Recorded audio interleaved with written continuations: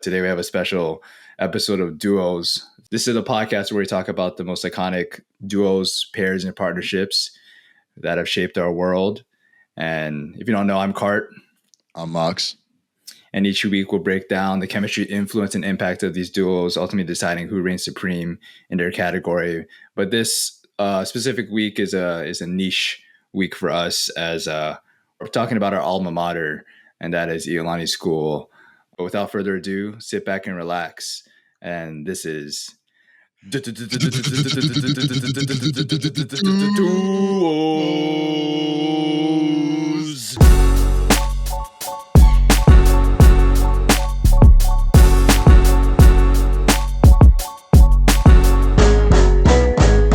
All right, everybody, welcome to the Iolani Duos episode, where we're taking a trip down memory lane to relive the most dynamic, iconic, and downright unforgettable pairings from our high school days at Iolani School. Now, if you know Iolani, you know it's not just a school. It's a world of traditions, late night study sessions, and moments that stick with you forever. But today, we're not here to talk about just any moments. We're here for the duos, the combos that were inseparable, unmatchable, and sometimes just hilariously chaotic. Think late night cramming sessions paired with vending machine snacks, school dress code and hiding from that one teacher, or the legendary partnership of functions and asking your date out in the most chaotic way possible.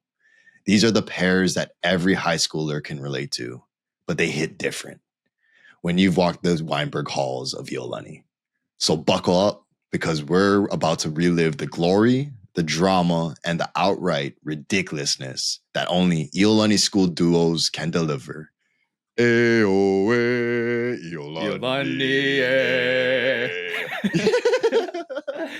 Yes. I guess to kind of set the context for why Iolani duos. Me and Carter recently went to a young alumni event that our high school Iolani had. And pretty much what young alumni is everyone who graduated within the last 10 years kind of comes together, and it's like a networking, but also just a catching up event for the young alumni of Iolani. And honestly, it was just awesome, seeing a lot of our peers that me and Carter went to school with, talking story about some of the fun times from high school. And I think this really led to the inspiration for this episode, Iolani Duos, because I think we're in a good point now where most of our listeners are probably people we went to high school with. And so, this is kind of just like an episode for those listeners to kind of listen in and maybe just relive some of those fun glory day moments that Iolani had to provide. So I guess to kind of get us started in some conversation, Cart, what's some Iolani duos that were special or unique to you, or just Iolani duos that stood out to you? That stood out to me. Without diving into it, because I think we'll get into it with their picks and everything. But I just kind of want to talk about just what makes a good Iolani duo to me. I will start off with that. A good Iolani duo to me is a duo that completely embodies the motto of our alma mater. And as you know, also well, Mox, the one team phrase, just the one team motto, expresses the spirit of unselfish cooperation and mutual support among faculty, staff, coaches, parents, players, and students. It wasn't just within sports. Of course, I'll dive into one of my picks, obviously goes into the origin of the one team saying and the one team motto. But yeah, it spanned across not only sports and everything and the background with it being within sports, but across the whole student body. And that's something I'm super proud to wear, I have it on my chest today with I'm always proud to wear an Iolani shirt. I don't know, just to rep Iolani as best that I can.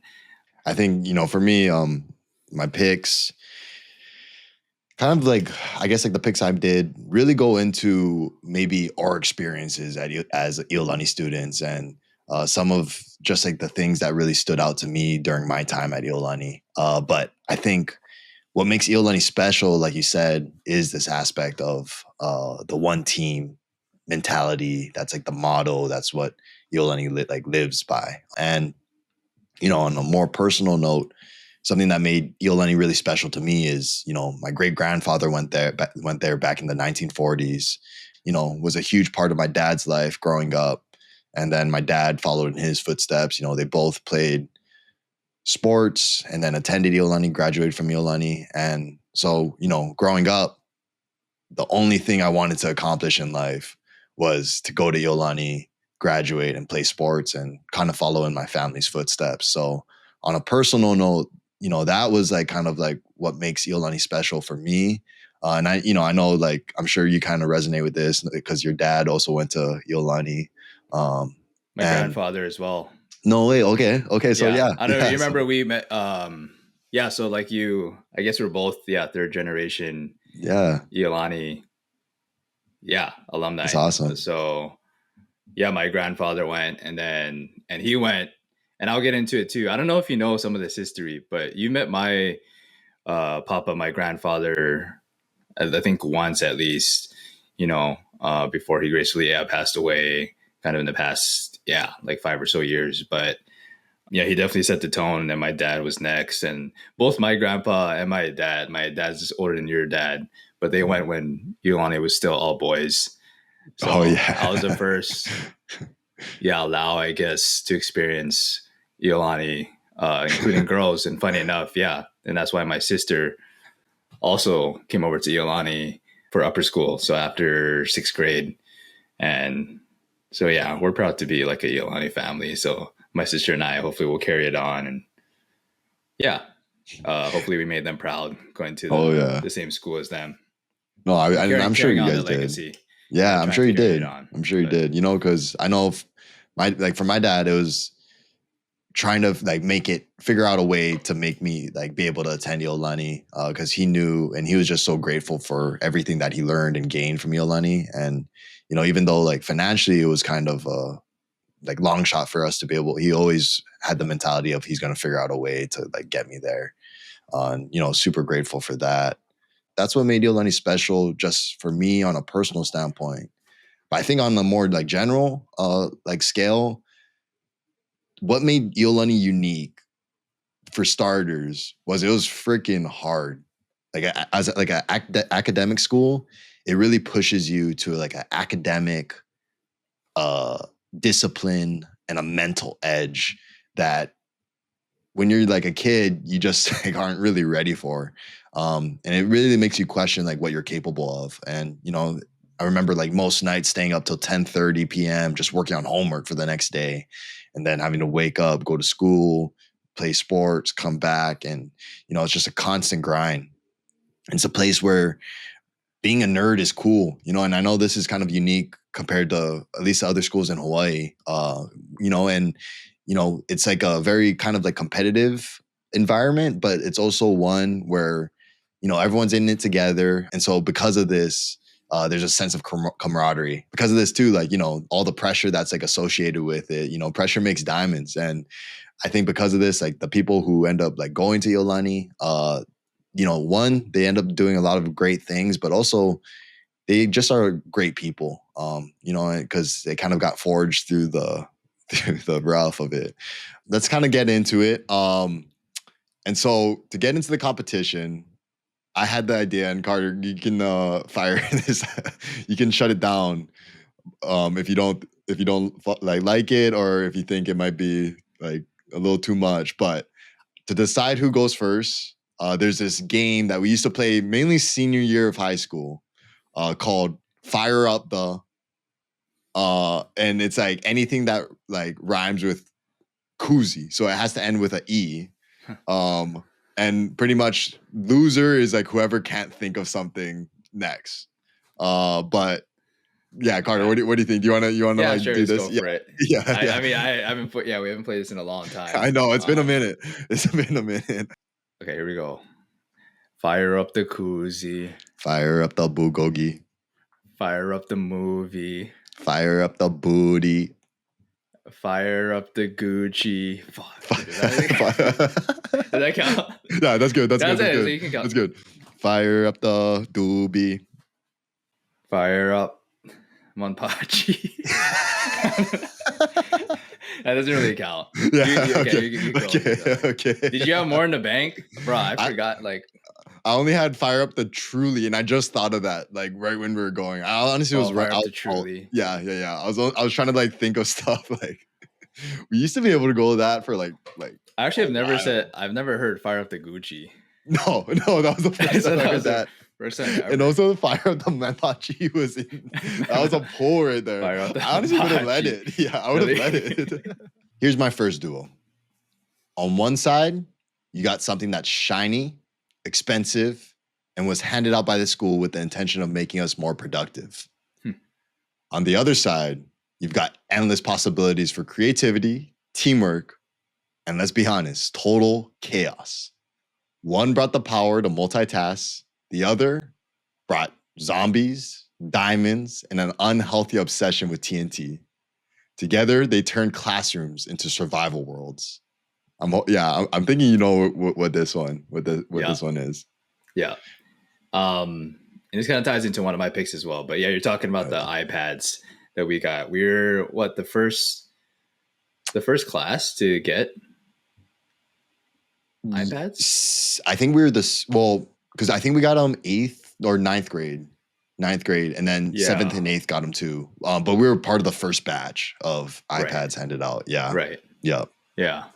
My duo I'm going into is iPads and Minecraft or the Minecraft worlds. And you know, I think this is like during our time of Iolani, our stretch was such an iconic duo. Like I mean, at least with the boys. Like I don't know if like girls were also into like the Minecraft world and everything, but I know for like the boys and stuff, like Minecraft and the iPads were hand in hand. Like they went together like peanut butter and jelly. And you know, I was talking to like some of the boys this past break recently, like Justin, I think Matt, Jody, Caleb, and we're just sitting there and talking about, and we were like kind of like resonating with how fortunate our like time at Iolani was, like when we came in, our years. And I guess like just to provide like a little context, pretty much Iolani, even when we were in seventh and eighth grade, was 8 periods a day, every single class you had every single day. So you had to do your homework the night before for every single class. And looking back, I don't know how the juniors, seniors, and sophomores did this. You know, like it was hard even in seventh and eighth grade, but I can't imagine like you're trying to like, you know, get good grades for college and then you have to do all this stuff. They didn't have any devices. Like everything that Iolani did was like by like old school pen, paper, textbook. Textbook. Uh yeah, and 50-pound textbooks. Lugging in 50-pound your textbooks, lugging it around all over the place. yeah, your bent over back. Yeah, yeah. Yeah. You know, like that was like what Iolani was. And coming into our ninth grade year, you get the addition of iPads. They added like a new like quarter not quarter they added like a new schedule where pretty much you now have 6 periods a day. The Sullivan building just got built. Brand new building with all this innovation. It was like the sickest place to like enjoy your free periods. And if you really look at it too, like we were in a prime spot because now when we were talking about it, the Iolani iPads are like heavily monitored. You're not able to do the games or anything. I remember when we were at Iolani, you were able to go on social media during class. You're able to play games during class. And then even when the school figured out a way to block it, we had like ways to like do VPN, or someone would figure out the password to the teacher's Wi-Fi and then it would spread like wildfire. And we Yeah. always had this capability of just a good, like a better balance than I think Iolani was ever like used to even before. Yeah, we definitely had an advantage. I feel bad. We kind of took advantage of those things too, but we were right at the cusp of like new tech and everything, and also, yeah, Iolani trying to tap into that as well, like getting more innovative and becoming more modern as well. So we were like right at the cusp of that. So it was kind of a constant battle, and we really pushed we pushed the limits of it for sure. And yeah, some of us got in trouble once in a while, but it was all worth it. Like we didn't really care. I mean, there's a couple of times in class. I remember you remember this story in Mr. Greenhill's class when he was going over a lecture and everyone was staring at their iPads. because like he's like we are supposed to be reading something, but then he kind of knew something was up over the past like few weeks after we got our iPad. So he said something like, "We're gonna do something real quick. Everyone close your eyes and and raise up your hands like right now." And we're like, "Oh, what?" And we're just do a little exercise. So we all did it. And then like he's like like he goes walking around like hands over behind his back, and then I think it was Justin or Rita actually who had like fucking like half of it was like the screen, and he knew he was like sweat. Half of it was the screen, and half of it Bloons TD was running like full on or something like that. It was full on, or what was the other one? Clash Clash of Clans, yeah. Clash of Clans was or something like that. It was like full on running. He's like, "Yep." He's like, "As I suspected, I know some of us are playing games while we should be paying attention in class," and it was just it's embarrassing for him. But I don't play. It's hard to like. How do you stop it? Like, how do you stop a kid from tapping into Clash? Like, just letting Bloons TD run in the background while you? Because if you could, when you could split screen it too, because you could do half the work. Like, you still be paying attention, but then on the other side, you could just be fucking running something else. Yeah, and you can always like 5-finger swipe too. You know, like you just go to the next. Yeah, but next that's the page, thing. I don't know why he didn't. I didn't. Why he just didn't 5-finger swipe it right before, but he just immediately like we were doing like a fun exercise. Yeah, fun exercise. But no, he got caught red-handed. Dude, this was like such a fun like place to be, honestly. Like, because to provide some context too, the way like iPad games work is if anyone who is connected to the same Wi-Fi can join, like play together, essentially. Yeah. Pretty much everyone had the capability to play with each other. It didn't matter grade. It didn't matter with the friend group. You know, this was such a fun time. Like I remember when going back into Minecraft, like Minecraft was such a big thing because it gives you the ability to create these worlds, and people loved it too because they like to go into other people's worlds and try to like bomb it with TNT and like mess people up and everything. Yeah. Yeah. You know, like just like, but like, you know, it was just like the most fun. It was like chaos, but so like some such good memories that I can remember from Iolani was entering people's worlds and just literally doing whatever you could think of.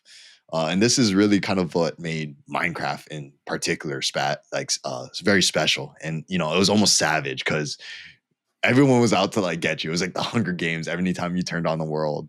And you know, there's like just like stuff too where people would create mazes and booby traps where you would fall into lava. And then I remember like some nights where it was like parent teacher conference in CART. I feel like you were part of this, but I remember we were in Mr. Among's like room with Koa and all them. Maybe Cam Chang as well. But we literally during the parent teacher conference, because it was like 4 hours at night, we literally just had a Hunger Games. And it was like one where like everyone splits off, they try to get as much resources as they can, and we all like try to like come back and then like eliminate each other from the world and everything. Yeah.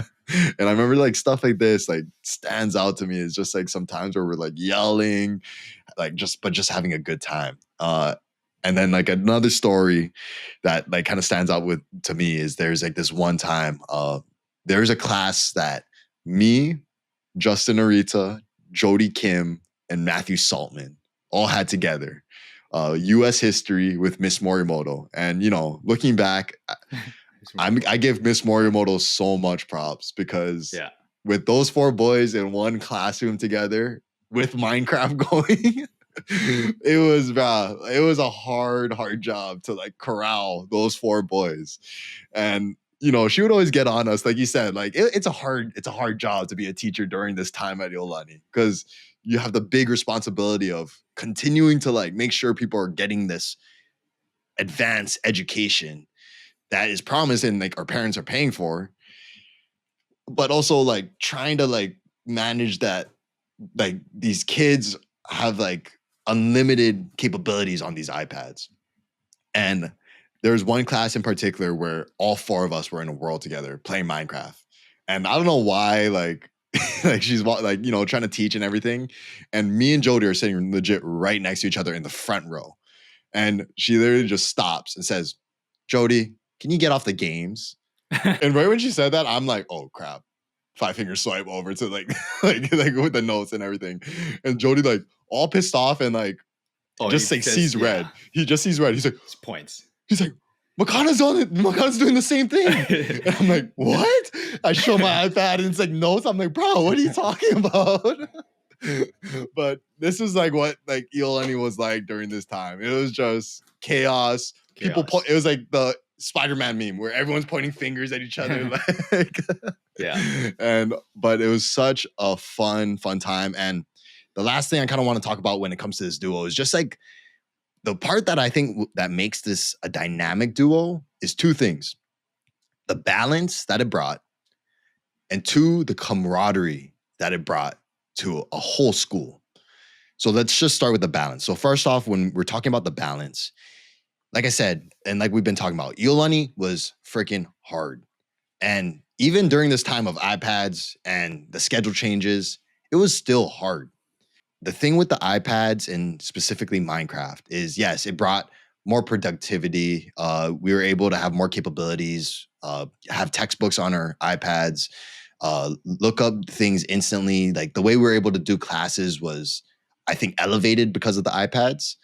But then also there's the part of it brought fun. It brought a level of energy. And I don't know about you, Carter, but the only reason why I was looking forward to going to school every day was two things: friends, and I knew I was going to be able to play some games on the iPads with like a bunch of people. And and it took like what Iolani was of like this mentality of no days off, just grind, and it brought like a level of joy and fun with an added level of productivity. So you have this balance that was awesome. It was a perfect marriage with that.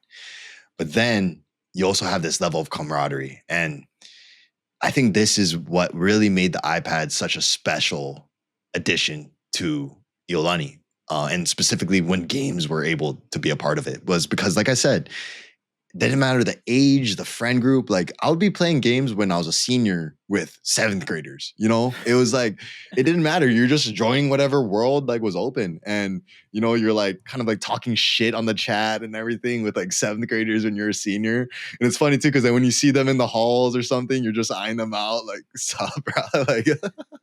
Did you know like some seventh graders? Well, like, mainly from choir. It was mainly from choir, and stuff. Like, yeah, you would play with who was that one kid that was a tenor one with me? Super nice kid. Quentin.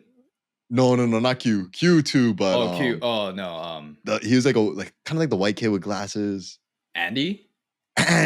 So Andy, I remember like I would always join Andy's world and just try to create chaos and everything. So we would always eye each other out a little bit. I forgot about that. Bro, he tolerated you boys so much. Yeah. He'd build immaculate worlds. Immaculate. Immaculate, you guys bro. These seniors would come in. Trying to bombard just, like, mess stuff up. Messed up, dude. But it was like this thing where you honestly get connected to, I mean, he low key. I think he probably low key like enjoyed it too, like defending his spot and. Yeah. And you get to like chat with like these like upperclassmen too over, I don't know, like stuff that you can relate to as well. And and I think like this just brought like a level of togetherness that honestly the school needs. That's what the school's about. It's about the one team. It's about the unity. And this is what Minecraft brought to Iolani. And so the way I just wanted to end this is I'm making this pitch to Iolani School right now to like deregulate the iPads. Let's go back to the old ways that things used to be. We figured it out. Like everyone from our grade is doing well right now. We're like a case study of that. Like you can like have like all this like technology and all this like deregulation with the iPads and still get out fine on the other side. Let's go back to the old way things used to be when it was more chaotic, but things were more together and more one team. So that's my last. That's how I'm gonna end this duo. But. Fighting it to the end. Fighting the system to the end. No, yeah, we'll see. I mean, we'll see if our grade. We'll see at the end of the day. Yeah. True. I mean, we're still sitting here. We're still sitting here in our rooms, like talking to each other on screen. So, but just talking about all this, I think it's perfect. I'll just roll straight into one of my picks because you brought it up with the iPads and everything. But one of my picks that I wanted to bring up is the duo of Iolani and innovation just in itself.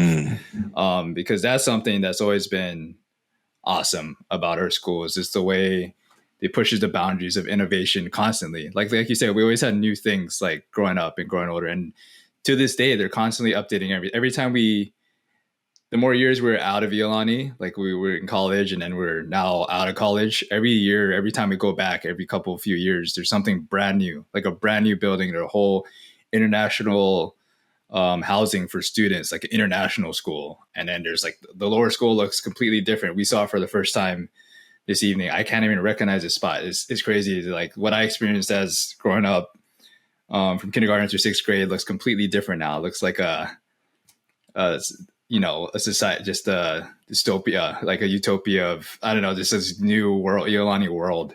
But yeah, like with Sullivan Center and all these things and that giving us the iPads. And let's just talk about like the gift of the iPads too, because I just wanted to bring up with the iPads, besides like Minecraft and the camaraderie of the games.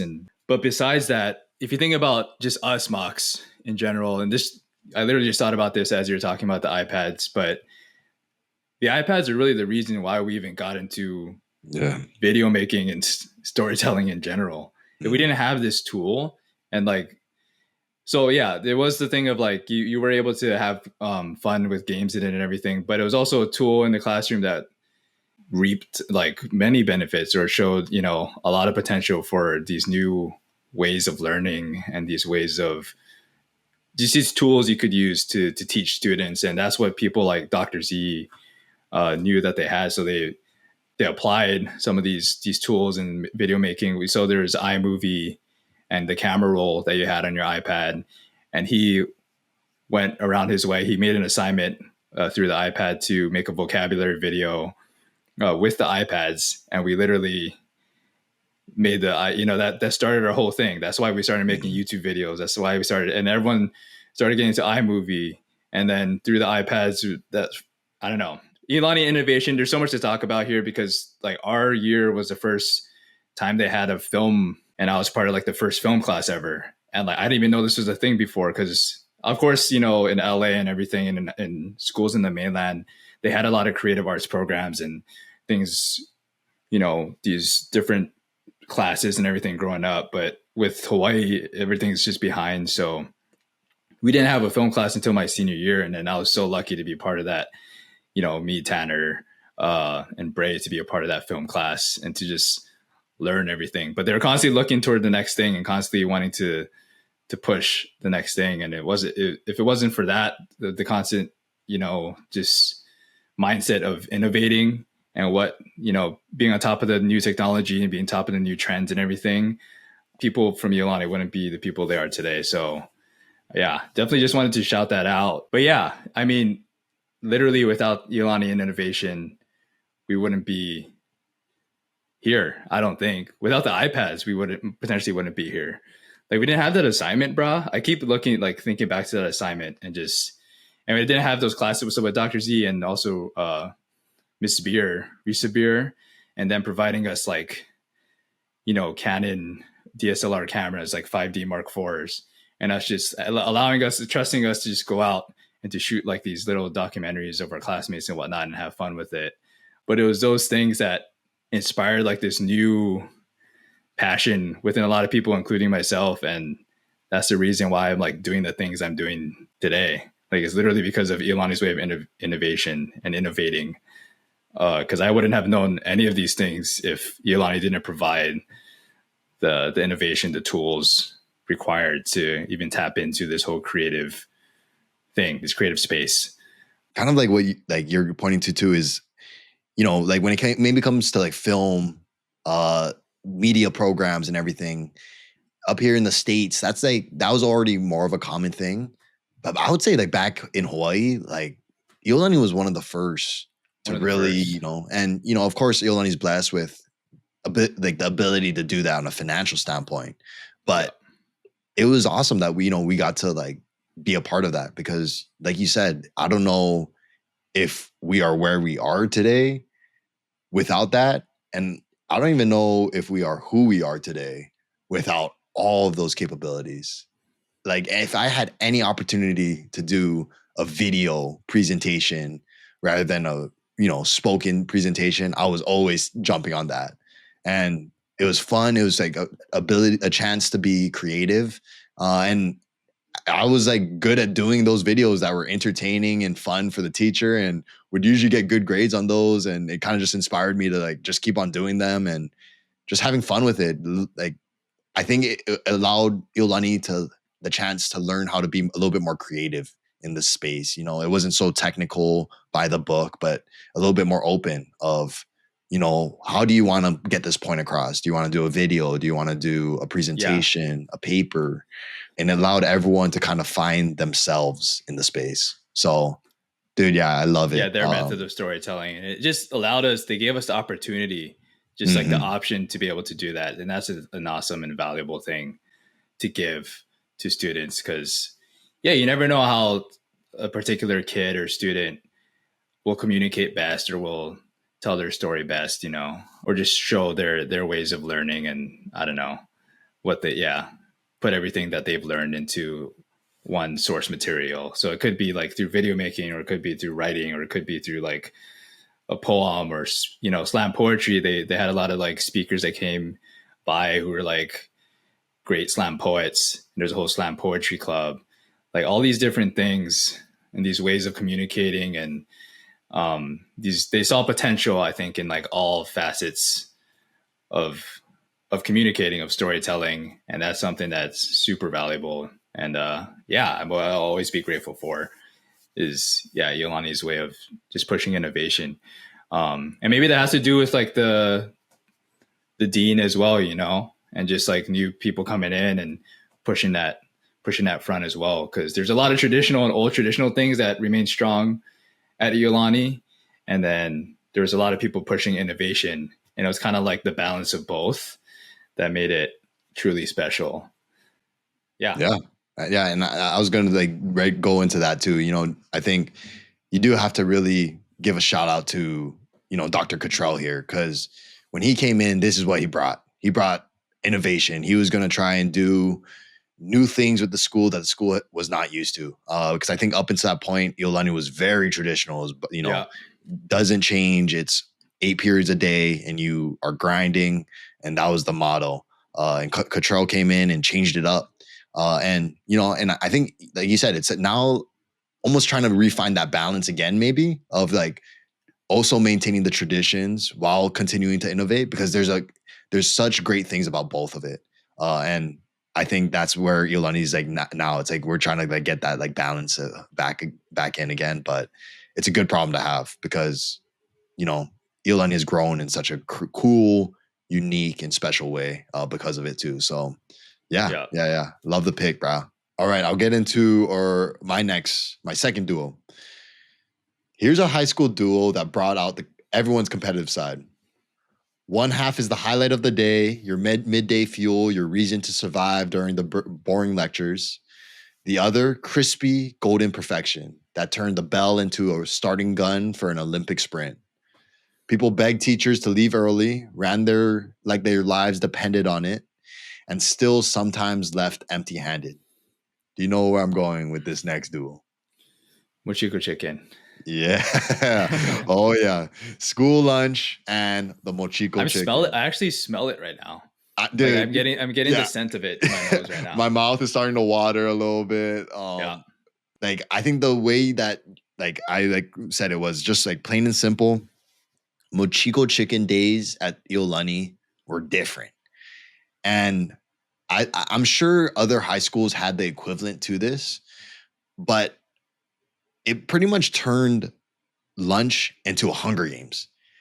And I remember my first experience with this, it was insane. You're just watching people sprint to get to line to like try and get a hot bowl or plate of mochiko chicken.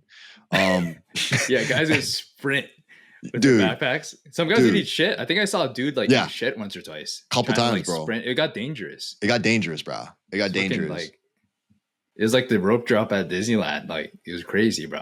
because they would run out of mochiko chicken. Like they couldn't It was feed the like Black whole. Friday shopping. Yeah, yeah, that's a perfect comparison. It was Black Friday shopping, but for like school lunch, Yeah. and it was just so intense. And I guess like to kind of like go into what mochiko chicken even is for people who might not know what it is, but it's a common Japanese fried chicken dish in Hawaii that utilizes mochiko flour, which is a light Japanese sweet rice flour, and shoyu or soy sauce. And it's extremely tasty and very addicting. I'm like gonna try my best to paint a picture to people who might have not attended Iolani, or for those who attended Iolani, to kind of make you like rethink about it. But the best way I could think about it is if I go back to like the first time I ever experienced a Mochiko Chicken Day. This is 2011, seventh grade. All right. Oh So wow, you remember the day and the date. I don't know, remember the day, but I remember it was like the first quarter because like they have it a couple times every quarter. And leading into the day, you know, you other people who've been at Yolani are like kind of just talking about it. Oh, like tomorrow's Mochiko chicken, tomorrow's Mochiko chicken. So you're already kind of getting in your head. And for me, I don't even know if I've ever had Mochiko chicken until Yolani. So I was just like, okay, like it seems like Whatever. popular, yeah, popular day, but but it kept on getting like hyping up.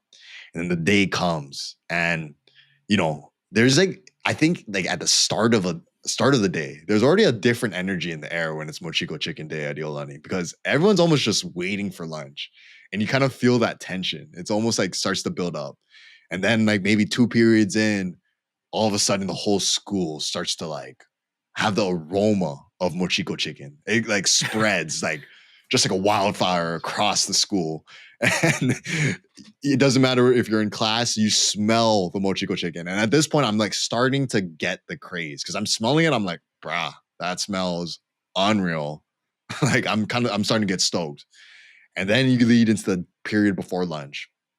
And I remember walking into my period, like this period, and usually people kind of sit in the same place. But I remember walking in and already people are sitting as close to the door as they can, like ready to like try and get out. And they have like the quickest route to get out of the classroom like possible. And right there, I was like, okay, this is like already a different. And then the bell rings, lunch goes, and just like that, people are out. People are already packing their bags before the bell rings so that they can just jet out. And I was already like, this is my first time experiencing this. I'm a little behind. I'm like kind of scrambling because at this point I'm seeing people like move faster and I'm like, okay, something's going on. I got to go. And then I walk out I think I was walking out of a castle building and you just see like you get a frontal view of the cafeteria and already there's a line and people sprinting from all directions, all different grades to like come in and get into this line. I saw like seniors sprinting their like asses to get into this line.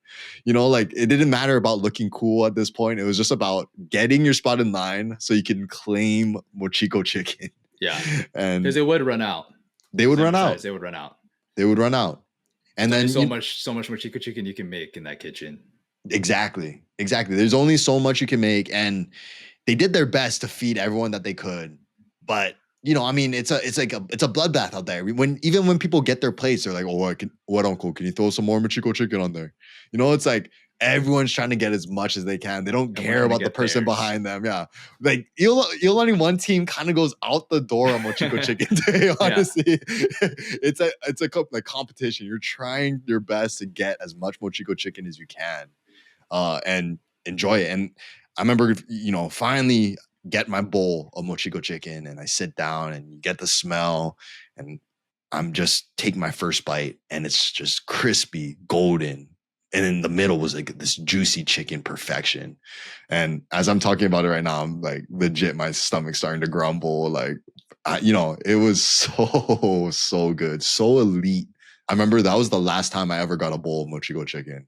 Was my first time. Every single time after that, I had to get a plate. It was like, oh yeah. It was like, no bowls anymore. It was always plates. And I think, as the years went on, you have like a new strategy of like, you start to like gain a strategy of how you're going to get to mochiko chicken early. And so, I had some ideas of just like the ways I kind of went about, getting to that mochiko chicken line first. But I was wondering, Cart, like maybe if you could like share like some of the things that you would do, maybe like how you would go out of your way to make sure you got a plate bowl of mochiko chicken. Yeah. Well, first of all, shout out Mr. Wada, Kevin Wada, the mastermind behind the Mochiko chicken recipe, and he ran a lot of those recipes at our lunch. I know a lot of the ingredients were funded, like were brought through Sodexo at the time, but he crafted a lot of those recipes. He was kind of like I don't even know what his title was, but he's kind of like the chef basically of Iolani. And I know a lot of people like would complain about certain things about the lunches or whatnot, but bro, at the end of the day, it was good food. I thought we always had some great options, some good food. And they introduced like the pono plate later, and then people would always make fun of the fish being from the alawai, tilapia and alawai, but I'd get it every time. The Chinese steamed fish, super good. Yeah, so we had some great lunches. So shout out, yeah, Mr. Wada and the staff all there, because there's a reason why we had such great food, blessed with great food. But no, I didn't really have a strategy in order to get in line early for Mochiko chicken. I think a lot of times if you're lucky at a free period right before lunch, I know a lot of the times we made it clear to Mr. A, or Mr. A knew himself. It was lucky if he had choir right before lunch, because Mr. A or someone would be like, "Oh, Mr. A, it's Mochiko chicken today." And then he'd be like, okay, yeah, we can get off like 10 minutes early. Yeah, he'd go, okay, yeah, some chicken chicken. Let's get 10 minutes early. Then he would walk with us to the line too. Mr. A would be in line with us as well, getting ready for the Mochiko chicken. So that was always the best case scenario, was like from Hokule or whatever, from choir. Yeah. I remember that being like the easiest way to get Mochiko chicken was Mr. A would let us out early because he knew it was Mochiko chicken day. And then we just wait in line, easy. Other than that though, I was like, I think a couple times I started to do like walk fast and everything, but I don't know, as I grew older, I remember not really like, if I didn't get out, I couldn't get out early, like I wouldn't even like try. Or I just, lower expectations in my head, because I didn't like, I liked it a lot and I would be jealous like I didn't get it, but I was cool with some other options. I was cool with getting like a salmon salad or something too, or like, you know, being cool with something else. So I remember, coming out late and then seeing the line, and I'd wait in the line and be like, okay, if there's more Mochiko chicken left, like I'll grab it, but I'm already thinking about my next option. I'm already thinking, I'm lowering expectation. So that was the way that I coped with it. But what about you? Did you have any strategies? Well, yeah, I think for me, as I got older, it was like, you get like a little wiser. I think when you're young, it's almost like the NBA. When you're young in the NBA, you try to use your athleticism to your advantage, your like energy, and it's all about like just like guns a-blazing, sprinting as fast as you can to get in the line. Like 7th and 8th grade, that was like the strat. Once you get to high school, if I remember, some guys would box people. Like, it used to get kind of nasty in there, like physical. Like teachers, physical, right? Teachers would have to wait by the line because people would try to cut. People would like, you know, call each other out. It was brutal, and stuff. And so like, when you're young, it's like you use your speed to your advantage. And then if upperclassmen like cut in the line, it's like, frick, like, you kind of just got to let it happen. But then once you get older, what I realize is like now it's about, you're more of a veteran, and you kind of like, you have a little bit more wisdom behind you. It's not about like using all the force, all like the physical activity that you can. It's more about doing the prep work before. So, it's like you brought up, you bring up to Mr. A or whatever teacher you have, like, hey, it's a Mochiko chicken day. Would it be possible to like, if like we can like, end class like a couple minutes early, even a couple minutes before the bell? And a lot of teachers like were pretty chill with it. They'll be like, yeah. Like, if we get through our stuff, we'll end like a little bit early. If you kind of just like ask them, like really, just be straight up, be honest with them. And a lot of times they were cool with that. And because they knew what was on the line, it was Mochiko chicken.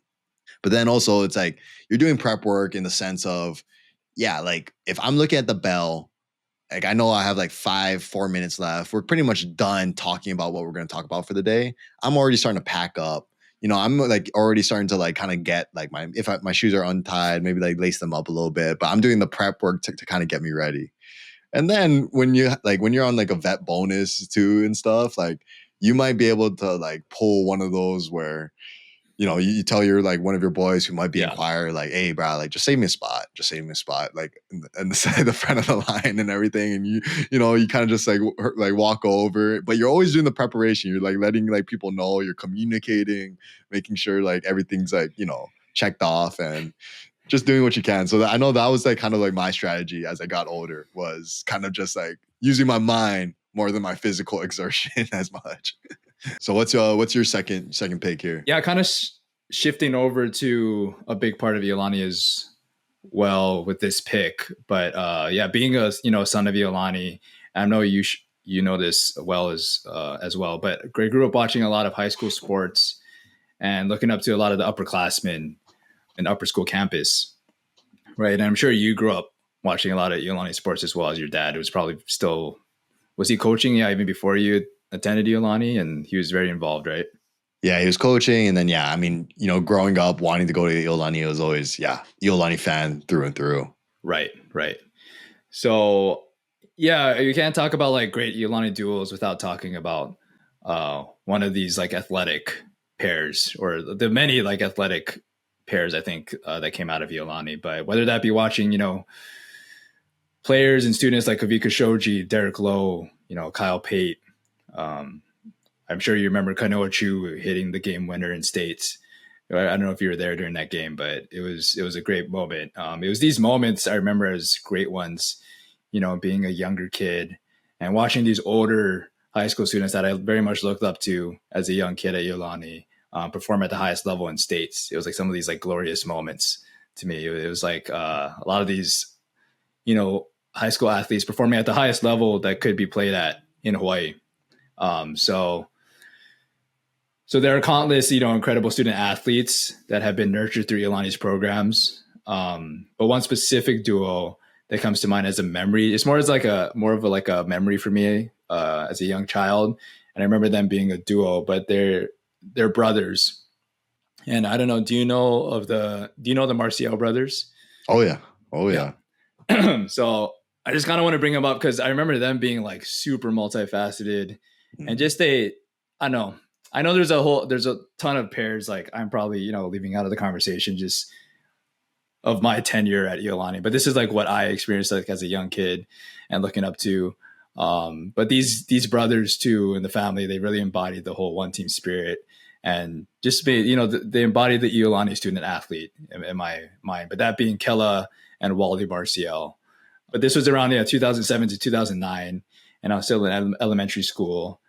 And like I said, yeah, these brothers were a definition of Iolani student athletes. I think they were a few years apart, but they played on sports teams together because each of them, I think, played football, basketball, and baseball.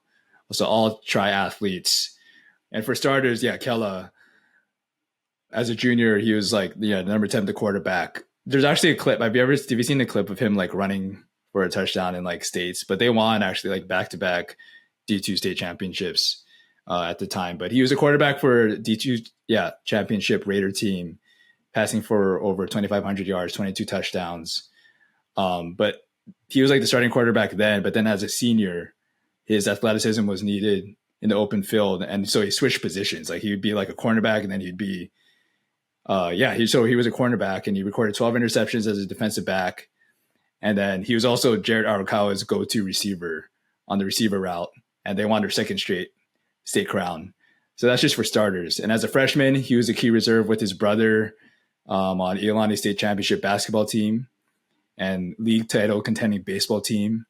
As a sophomore, he was a second team all ILH cornerback in football, starting point guard on the ILH runner-up basketball team, and starting shortstop on the ILH runner-up baseball team. So these guys, like, they're competing in every single sport on the highest level. We'll talk about this a little later as well, but yeah, my grandfather, my papa, and the expectation of athletes back in the time was like, oh yeah, you're kind of expected if you played for like Father Bray and everything, you're kind of expected to play all the sports or come out for all the sports because they needed people to play.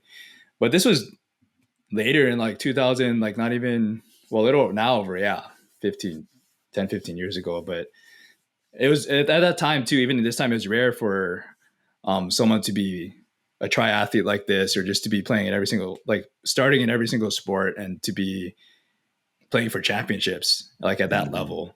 So it was tough, dude. And I remember seeing him do crazy things, and he wasn't the tallest or the biggest guy either. He's like a 5'11", 165-pound guy. So it really embodied, he's like the definition of an underdog Iolani athlete that could beat out the bigger and stronger guys from, Punahou, Kamehameha, St. Louis. Were physically bigger, but with his hard work and his grit, you could see the effort, his focus and everything. That's what I saw as like the Iolani athlete. And then his brother as well. Both of these guys embodied the team's one team spirit, teamwork, And I don't know, I just wanted to bring him up. It's like when I was just thinking of random duos within Iolani, I had to bring out an athletic duo. There's a ton of great Iolani duos, as we know. A lot of them being brothers as well. Like, you know, that we play with the Hoglins as well, Hugh and Cole. Yeah. You talk about, Kyle Pape, Derek Lowe. You talk about, I'm sure you can name a bunch more, you know, a lot of these pairs as well. But let's just, just to touch once more on Kella's older brother, Wally. He was a basketball and baseball standout at Iolani, and he ended up playing for Kansas. But he was a 2005-2006 Gatorade State Player of the Year in baseball. These guys were just like all over the map. And the fact that they were humble too, or seemed humble, at least from being a kid, they never showboated, never did a celebration or anything. They kind of like, there's just one clip, I'll send to you, but like I literally just looked up Kella Marcial, and like it was he scrambled in the backfield during the States, and he ran like, looked like 70 yards for a touchdown in the States. And he just scored a touchdown, like pointed up to the sky, and then just like ran the ball back to the bench and was like ready for the next play, because he had to probably get ready for the next, to be out for defense. But it's the humility that really embodied like that, the Iolani kind of approach and the spirit. These are the guys that really embodied like the student athlete, like one team approach. And it was always not about them. It was always about the team. They put the team first. And it was moments like these of seeing that firsthand hard work, effort, teamwork, sportsmanship that made me want to attend Iolani, to pursue sports at Iolani, even in the first place, and taught foundational skills to not only athletes, but to a bunch of Iolani students to carry on with them these foundational skills in the rest of their lives, and just the aspect of teamwork, grit, being the underdog, and you're able to, like, if you work hard enough and you put in that focus and you put the team first, you can achieve a lot. So I just wanted to add these brothers. I'm sure there's a ton of other, people I've missed, and a lot of people I remember playing growing up, but the aspect of the student athlete, like Mox, you're, very much a student athlete as well. Like, so you understand just what it meant. And because it's like you said, Iolani was a tough academic school too. So I can't imagine playing all three sports, year round, especially at the highest level, and still getting your academic work done. It must have been a hard task. So I commend anyone who was able to do that, because for me, even too, it was hard to balance. Dude, that's awesome. And I'm so stoked you brought up just Iolani athletics too, because this is such a key part of Iolani as a whole. And I think, like you said, you kind of pointed to it with like the Marcial brothers, but a lot of the Iolani athletes are undersized. They're not as strong, like sometimes not as fast as like some of these other athletes at these other schools, whether it be Punahou, Kamehameha, Kahuku, public schools too, St. Louis. But I think the thing that makes an Iolani athlete stand out is the grit, their focus, the discipline, and just like the hard work and the good work ethic that they put into their craft, to their sport. I think for me, attending Iolani and doing the sports, like this was like kind of what we prided ourselves on. We knew we weren't going to be able to, outmuscle the other team. So by us, like, just working hard, really conditioning ourselves, we were able to, compete and do well. And I think, like you said, the Marcial brothers were a perfect example of this. And growing up and idolizing Iolani athletics, I remember watching the state championship game where Kella was the quarterback, and just being like, enamored with his ability to lead the team, but also just do everything. Yeah. And then I remember the next year they have this new quarterback in Jared. Is it Jared? Yep. Arakawa, who was awesome. Great quarterback, was a good baseball player too. Yeah. But then Kella was like a different position. And I remember thinking to myself, like, he was so good at quarterback last year. Like, why is he a different position? But then watching him ball out on defense and offense, and you're like, I see why he's on a different position. Like, so I think, and the sacrifice to be like, even though you're a senior, I'm not going to be the quarterback anymore. I'm, going to, like, whatever Coach Luke thinks is best for the team, I'm going to take that on and run with it, and did super well. And I was blessed to get to know Coach Kella a little bit. And I call him Coach Kella because when I then graduated from Iolani and would go back and do workouts. He was the new DB coach at Iolani. And, just getting to talk to him, pick his brain about like DB corner work, because he went to Weber State and played there at corner.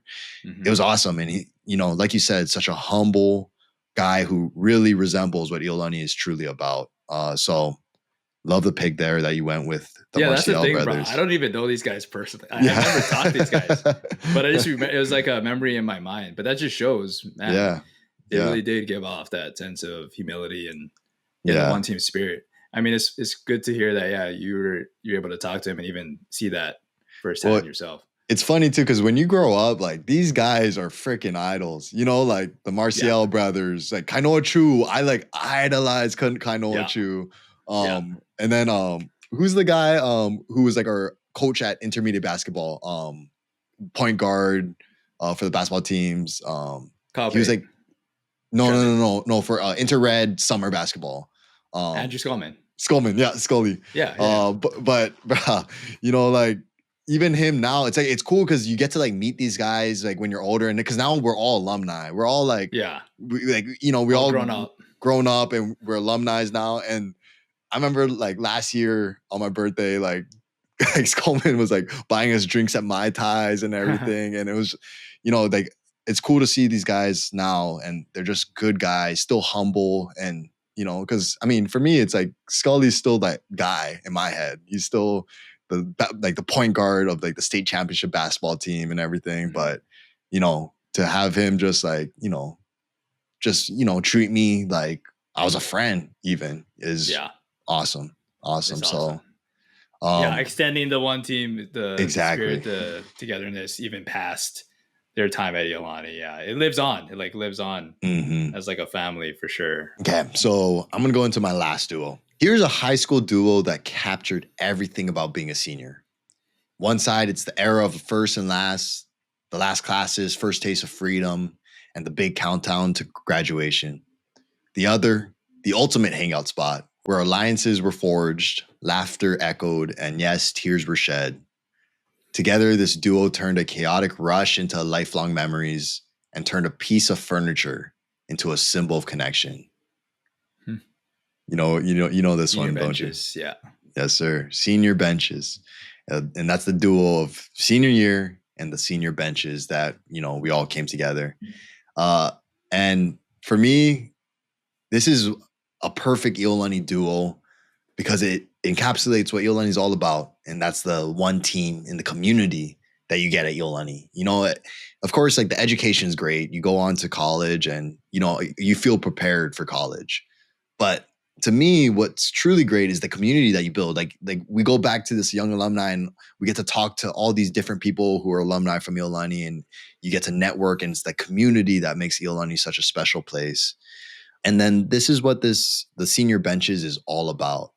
And to really kind of get us talking about senior benches, I kind of have to talk about what it's like before senior year, pre-senior benches, because to kind of go into it, before senior benches, it's very high school. You have your cliques, you have your groups that you just chill out with all day, every day. If you're part of like an athlete group, you hang out with the athletes. If you're part of maybe like I don't want to say nerdy, but like, the smart people, you hang out with the smart people. The theater kids will hang out with the theater kids. It's these, groups all in different areas in the cafeteria, different parts of the school, and they hang out, and we don't really ever like merge often, really. But then you come into senior year and you kind of like put a group of people who haven't really spent a ton of time together, like hanging out, talking, and in the same 100 square foot area, you just like throw them all in there and on a bunch of benches, all close together. And, it's kind of intense at first, and it kind of like starts off with the senior bench rush, which is kind of what you would expect it to be. It's these people who aren't that close, and they're trying to fight for the bench for the year. Like whatever bench you claim, you and your like friend group claim, you're there for a year. And, Cart, you and I did a video about this, and we got a cool perspective because we got the bird eye view. We weren't amidst the rush. We got to see the rush converge from all and angles. from all angles, bro. And it's ruthless. It's like legit. People running with their elbows out, people diving on tables, holding on, arguments, fights sometimes happening about like who claimed the like table first, people leaving like the whole bench rush, like upset with like what went down. That's how you start the year. And it's like this kind of dramatic thing. And of course, like, it's all fun. It's like a fun way to like kind of like get like the year situated because it's just like pure chaos.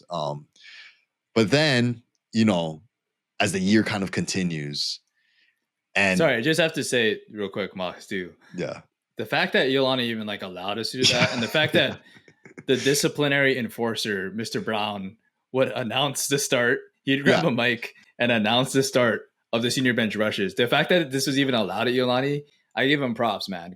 And I mean, let's talk about that real quick. Let's just go into like, dude. Yeah, this is something Iolani being so disciplinary and like strict and everything, and then they allow things like this to happen. It was awesome. Like I loved how they allowed these little things to kind of go down. Well, and let's talk about like Mr. Brown for a second. Like, okay, so love Mr. Brown. Let me just start off with that. But it's like such a funny thing because he's there up there and they clear out the benches. Everyone goes to one side and everyone's just amped to like for him to like announce it. And I think in everyone's head it was gonna be a big like 3, 2, 1, go. Like, and everyone goes. But he spends this like whole time talking about the importance of the benches, what the benches mean. It's bringing a grade together for the last days of like senior year. Senior year is gonna fly by before you know it, and you gotta enjoy it. Everyone's tuning this shit out, and they're just waiting for him to say like, "Let's get it on." Yeah. And in the most like anticlimactic way possible, he like says on the mic like, "Well, I guess you guys can go then." And then all of a sudden, it's like the horses are loose. It was kind of badass. I kind of like that actually. He's like, well, I guess you guys can just go for it. And then everyone go ahead. Running. Yeah. But yeah, dude, like, so, this is how it starts. And as the year goes on, you forge these relationships that are truly special. Like going into the year, I could say like, I wasn't that close with like the Taz Turners. Like I knew all these guys, the Chad Sanahiras, Tyler Ebasuya, Colin Carpenter. But because their like table was right next to us, by the end of the year, like I considered those guys brothers, like they are like guys who to this day, whenever I see them, it's like great just to like talk story and catch up with them. Yeah. But it goes beyond that. It's just everybody, you get to know them a little bit better. You like talk to them on like a almost daily basis, like say hi to everybody. And it really on this last year brings the grade together. And this all like accumulates, and with time, it honestly just grows stronger. The bond between the grade grows stronger.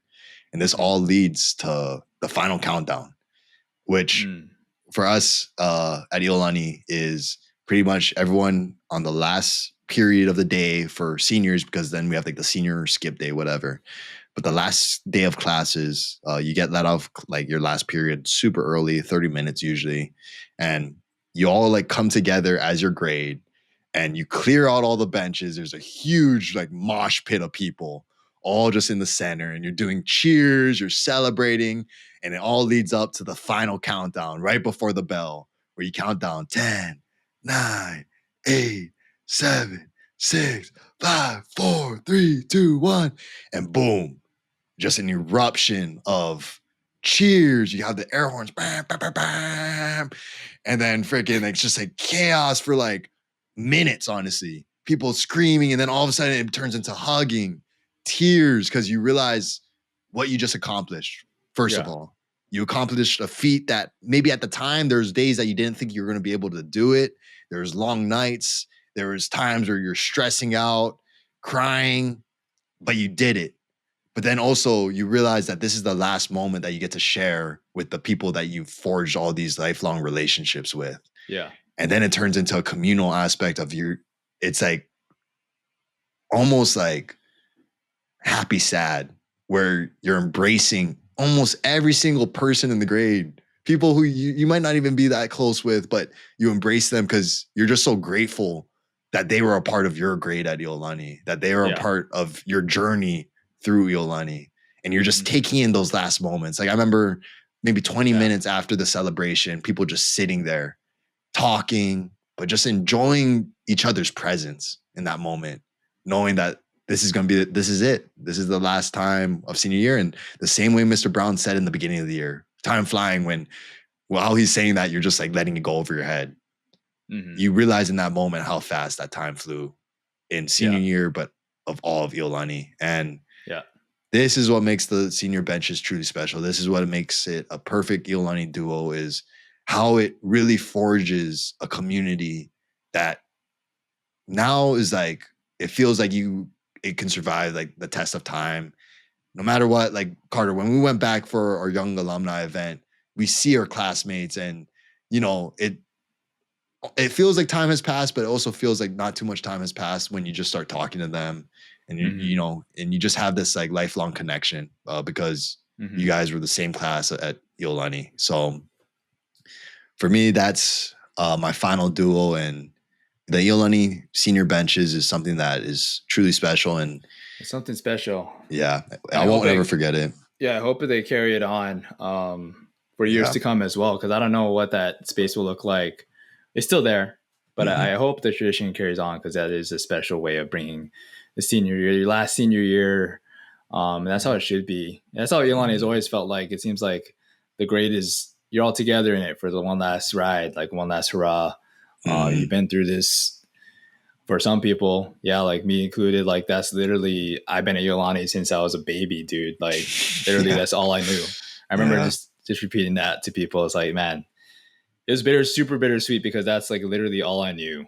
Like that's all I've experienced in my lifetime at that point. I spent most of my life at Iolani, So, it was a great pick. I remember when the celebration happened, that's like the closest I've ever felt to winning like a world championship. It felt like, I don't know, it felt like champagne was all over the place or something, but I think people were just spraying water all over. My glass, I was wearing sunglasses, I remember, and my glasses got all fogged up. Like people were like, wailing, like crying a little bit, but also people like, soaked in like the water. It might have been like apple cider or something too. Yeah. People stoked just about like making it through, like passing, just getting through the academics of it.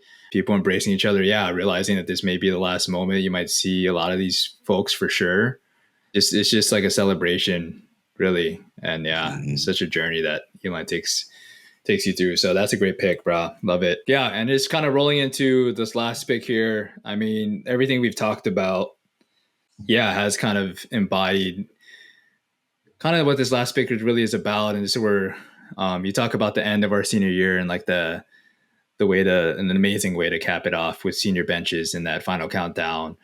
This kind of brings it back to the origin of like Iolani and really what started everything. But there is no Iolani identity, no sense of camaraderie, of togetherness without Kenneth Augustine Bray, the American Episcopal priest, teacher, sportsman, and coach. And this is the dude. Sorry, it's not saying this is a dude. Oh, he is a dude, but this is the guy.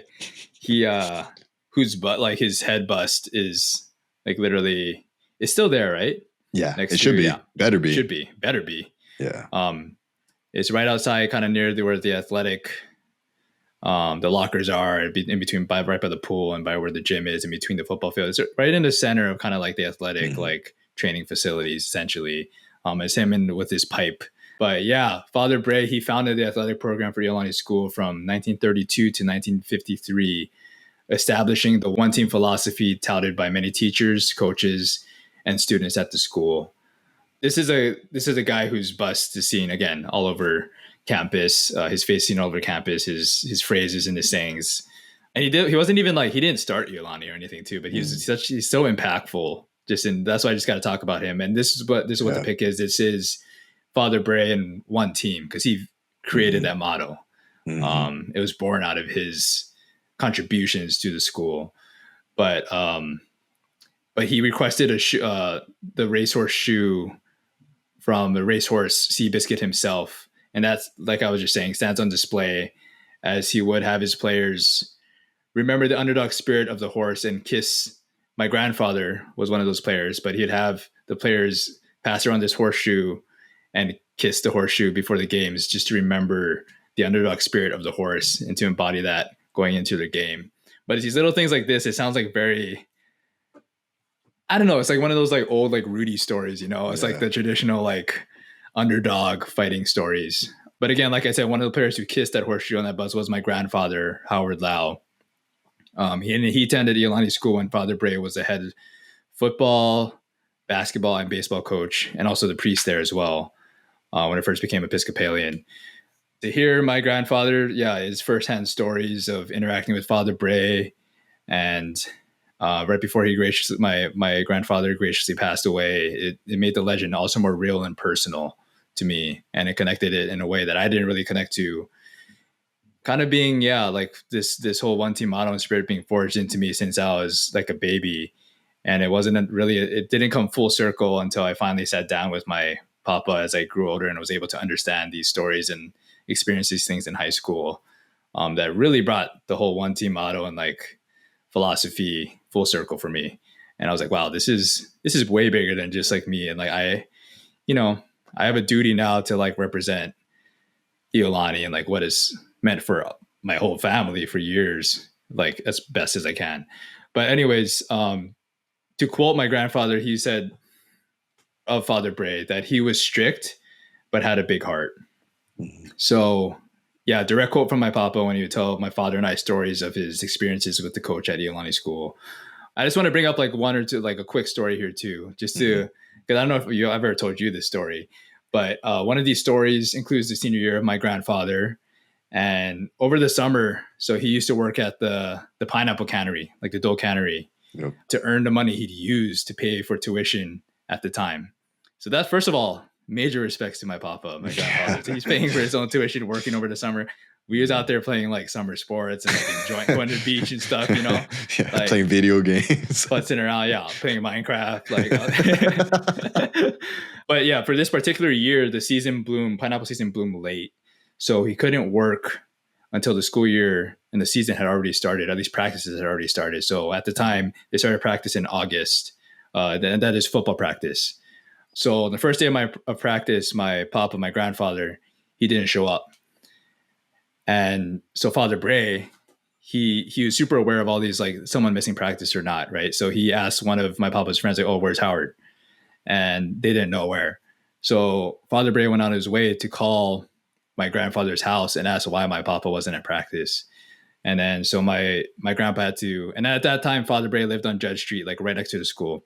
So, and he said he brought him in one day, and my grandfather had to explain what had happened and how the season started late. So he had to get to work, so because he couldn't pay for tuition. And Father Bray responded, like, quote, and this is what my grandfather said, quote, "Yeah, don't worry about your tuition. I'll take care of it so you can play," you know? Mm.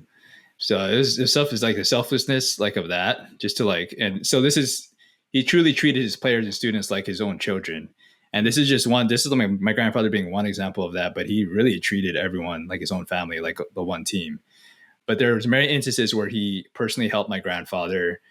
My grandfather used to play in outside baseball leagues. He was a good baseball player, and he lost his gloves one day. And then so one day he went to practice, and he had to go into the equipment room to find like any type of glove so he could just practice. And Father Bray was super aware of all these things, and he saw my grandfather wearing like a banged up glove or whatever, and he's like, "Oh, what happened to your glove?"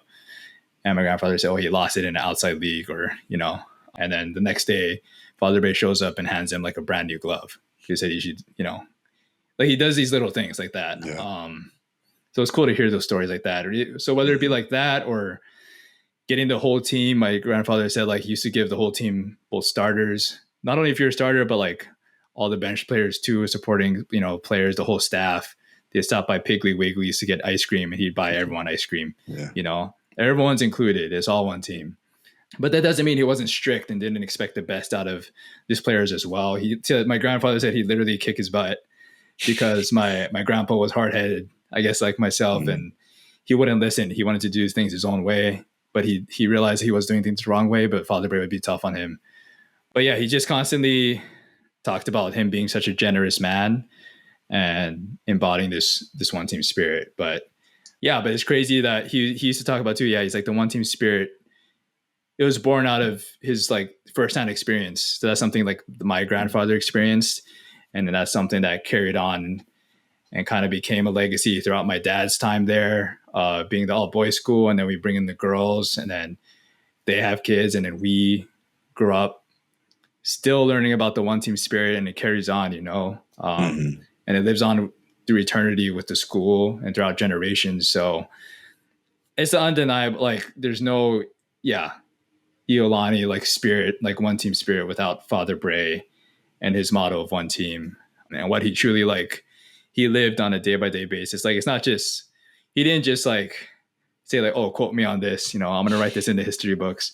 Like it was cool to hear firsthand experiences that my grandfather experienced with Father Bray as his coach, to see that, oh yeah, he truly embodied this. And it was Mm-hmm. through this like him like living it, not only talking the talk but walking the walk, that I was able to, yeah, just provide a foundation for the school to build upon. And that's something I that makes me feel like super proud to be a part of Iolani. And if I were to do it all over, I wouldn't pick any other school. Like it's just, I love this model, this just the way the storytelling, the way it's built upon generations, the underdog spirit, the one team spirit is something that, yeah, I wouldn't have any other way. So I'm super grateful my parents sent me there. I was able to continue it on. Super happy my little sister went there as well. Super happy. I mean, I wouldn't have met you, or we wouldn't be the people we are today without going there. So yeah, so I get it. I know I got to more like sentimental during Yeah. this episode, but it's hard not to, because yeah, when you talk about Iolani, I don't know, it's such a big part of my life. It's like it's literally so foundational for me. Mm-hmm. And it's crazy to think now that we're almost 10 years out of being, out of alumni of Iolani. So that's a crazy thing, because that's like, of course, we've experienced a lot of other things, and we went to different schools, colleges, and then have all the experiences working with different companies and whatnot out of college. But the Iolani spirit, like that thing, the one team motto, like I don't think there will ever be like a motto and like philosophy and just like thing that was built like within me that will ever like be as strong as this one team philosophy, one team motto. Like nothing will Yeah. ever sit with me as much as that. Like it's such a like Iolani one team. It's just like, I know it's like said over and over again, and it's probably annoying to a bunch of, I don't know, anyone else, any other schools listening to it. But dude, yeah, it's such a strong part of my life. Iolani's identity, my identity, it's Mm-hmm. impacted every single person who's been there. So, and like you said, like with our senior year, I could talk on and on about this, bro. So you can cut me off whenever. But like our senior year, we're all together at the benches. It's these moments at the senior benches at the start of the year. Everyone comes together as one team. Like it's Yeah. literally, there's so many things. I know it's corny. Like it does sound a little like corny to say one team all the time, but it's truly what it is. Like that's what Yeah. Iolani is all about, and that's what makes it such a special place. Mm-hmm. Um, 100%, bro. so And like, I think for me, definitely kind of resonate with all of that, because like I said, my great grandfather was a part of the Father Bray tradition. He grew up and, even though he passed away when I was like 2 years old, so I never got to hear the stories from him. But of course, my dad passing down the stories to me, and Grandpa Dole leaving such a strong effect on my dad, and teaching him the traditions of everything about what one team means and what Father Bray meant to Iolani. And then you have this guy Eddie Hamada, who was a part of Iolani, or without was a part of Father Bray. mentioning him, yep. Yep. And then he comes in and is it now almost that new figure for discipline, one team tradition, and he passes it down to like my dad, and my dad played under Eddie Hamada.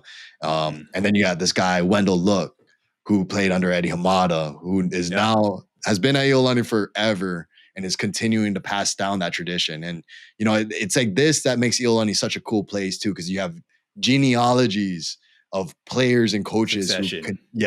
who continue to just pass down the same philosophies that started with Father Bray. It hasn't really changed much. It's about No. doing the right thing, being disciplined, and putting the team before yourself. And that's what it's all about, and stuff. It's about community. It's about building up the group rather than yourself. And yeah, this is what makes Iolani such a unique, special place. It's what makes these traditions, I think, stronger. Like everything we talked about here has that maybe besides the mochiko chicken. The mochiko chicken is probably the only thing that does not show through with the one team. Yeah, so like some parts of it for sure, but the other parts of it, it did bring, dude, it brought everyone together to the calf. It brought people together to, it brought the whole choir class together, Mr. A together to be like, okay, let's all get on board. We're gonna be early to go get this. It did bring people together. True. Yeah, we can all relate to enjoying and loving the good mochiko chicken that Mr. Wada made. 100%. Yeah, it's really just a part of everything that Iolani does and Iolani is about, and I honestly hope to God that never changes. That through and through, that has to be the one thing that is consistent. And, we talked about it with the innovation piece a little bit. It's great that Iolani continues to innovate, continues to do new things, opens up new doors, new opportunities to new people. That has to become part of what Iolani continues to become. Yep. But through all of it, you cannot lose sight of what Iolani is and has been, because that is what makes Iolani truly special. Yeah. Because, like we said here, it's such a special part of going to Iolani. And, I think coming out of Iolani, it's like something that sticks with you. It's like you want to put people before yourself. So, yeah. And that's what we're kind of trying to do with this podcast, too. We're trying to talk about collaborations. We're talking about duos here. We're talking about how to work together, So yeah. And who knows? Maybe that's part of the reason why like duos resonated so much with us, because we come from a genealogy of Father Bray, and stuff that taught how to like collaborate as a team, but collaborate with other people. And so, who knows? Maybe that's why we sit here today and we're still talking about duos and collaborations. Yeah, dude. Probably why. I mean, most likely it's all these things that inform in our history and our childhood or upbringing that inform the things that we do today. So yeah, most likely. But I really do hope that they, keep that at the forefront. Because again, like you said perfectly, that is what makes Iolani special, the one team spirit. Yeah. Yes, sir. Iolani no koe. Iolani no koe. Iolani no koe. Dude, that's what I used to do. I didn't remember the words too much, but I would always just go da da da da da da. Oh, really? We used to I think we used to have to sing it like growing up, so we know the words, all of it. Yeah. Dude, my great grandfather helped to like he co-wrote it. Yeah, bro, you gotta study those. I still I gotta get in the classroom, bro. You gotta carry that on. You probably have the original sheet music, bro. I wonder if the family has. That's an artifact, dude. Seriously, bro. That's an artifact. Apparently, bro, it was just him and another like one of the Hawaiian players on the team. Just they strummed the ukulele, like doing it before practice one day. And they just created a song, and it ended up becoming the fight song. Dang. So your grandfather, great grandfather is writing, the fight song for Iolani, and then you come along, and then we playing Minecraft. I'm leaving my effect. You play Minecraft, and then you and I and Matt take the stage and do a acapella rendition of love songs on a stage, completely mocking the whole reason of like what a talent show is. So that's what we're carrying on. Yeah, that's what we're carrying on. That's the torch we carry. That's the torch we carry. But I hope my kids can like step into those footsteps, bro. Like, right, your grandfather did the love thing? Your grandfather was CM squared? That's crazy. That's crazy. They have their bust on the wall. I don't know who put it there. They put it up They put it there themselves. Yeah. Oh man, that's awesome. Freaking. Well, I think maybe just like to wrap it up. Hey everyone, good luck and Iolani no koe.